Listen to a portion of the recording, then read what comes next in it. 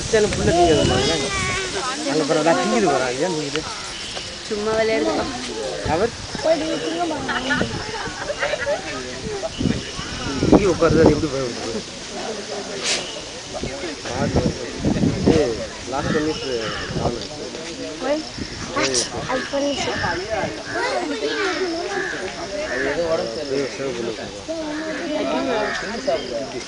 சாப்பிட்டா